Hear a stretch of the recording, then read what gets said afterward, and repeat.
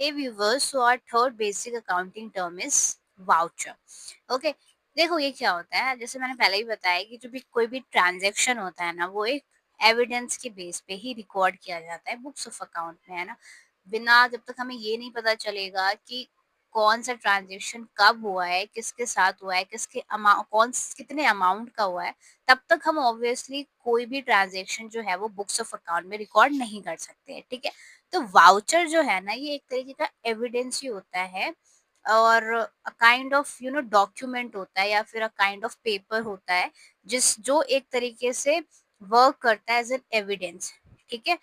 In future reference अगर हमें evidence की जरूरत हो तो वो हमारे लिए काफी ज्यादा हेल्पफुल होता है।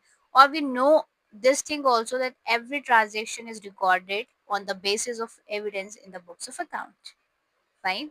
एंड जैसे कि हमारे वाउचर्स हो सकते हैं credit note, debit note, cash memo, receipts, purchase bills, ये सारे जो हैं ये नेम है एक वाउचर्स के, ठीक है। ये जो एविडेंस होता है ना, ये जो वाउचर वर्ड है, ये एविडेंस ही होता है जिसको हम एक सोर्स वाउचर नाम से भी जानते हैं, ठीक है।